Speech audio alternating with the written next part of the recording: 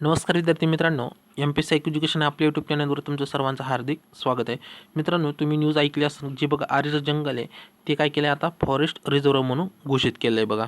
Okay, त्यासाठी जी 600 acre जमीन आहे ती काय केली फॉरेस्ट रिझर्व्हसाठी राखीव ठेवली. अशी बातमी बघा विविध न्यूज पोर्टलमध्ये सापडेल तुम्हाला, किंवा जे माननीय उद्धवजी ठाकरे साहेब आहे किंवा आदित्य ठाकरे बघा यांच्या ट्विटर हँडलवर सुद्धा तुम्हाला ही बातमी भेटेल बघा. द इकॉनॉमिस्ट टाईप या न्यूज आउटलेटने ही छापलेली की 600 acre land in Aarey colony to be reserve as a forest म्हणून घोषित केलं आहे.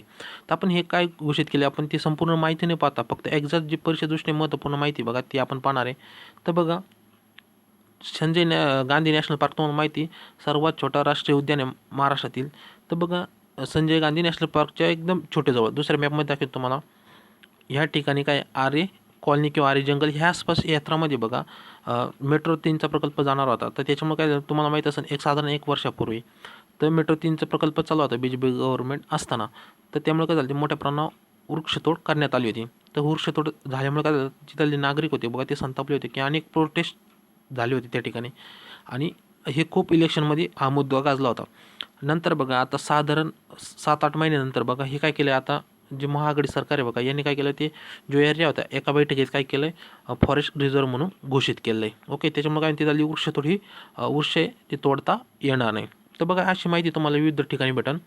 जितेंद्र आव्हाड यांनी पण केलं आहे, नंतर ऑफिस ऑफ उद्धव ठाकरे यांनी पण केलं आहे. माननीय उद्धवजी ठाकरे साहेब महाराष्ट्राचे CM आहे, त्यांनी काय सांगितलं बघा, ते 600 एकर जागा हे करणार आहे, वनासाठी राखीव ठेवणार आहे. तसेच जे ठिकाणी आदिवासी जमात आहे बघा त्यांचे हक्कसुद्धा अबाधित ठेवण्यात येणार आहे, असं म्हणून त्यांनी काय केलं घोषणा केली. तर आदिवासी बाबतचे हक्क कोणकोणते बघा, तर राखीव वन क्षेत्राचे निर्णय घेताना आदिवासी समुदाय तसेच इतर संबंधित योग्य हक्क अबाधित ठेवायचे निर्देश मुख्यमंत्र्यांनी दिले आहेत. ओके, अशी त्यांची आधी थोडक्यात माहिती पाहू.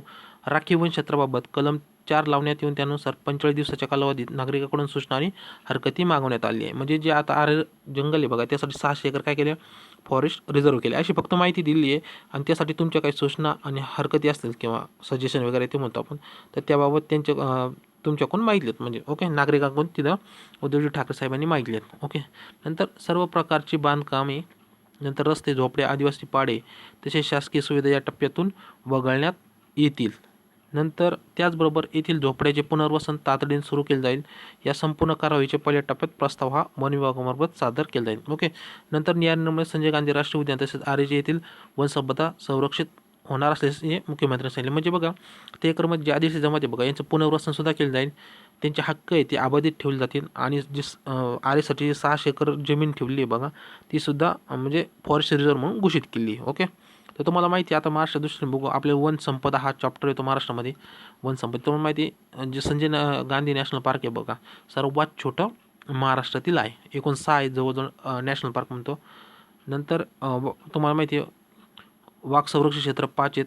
त्यानंतर बघितल्या अभयारण्य नॅशनल आपण म्हणतो, तर ते किती आहेत जवळजवळ ते 50+ आहेत. हे पण वाचून जा. ओके, आपण याच्यावर ना डिटेलमध्ये व्हिडिओ आणल्यानंतर संपूर्ण वन संपदा जो चॅप्टर पाहणार आहे महाराष्ट्र जिओग्राफीमध्ये, तर त्याच्यामध्ये तुम्हाला आरेबद्दल सुद्धा थोडीफार माहिती सांगा. ही छोटीशी बातमी होती म्हणून मी तुम्हाला शेअर केली.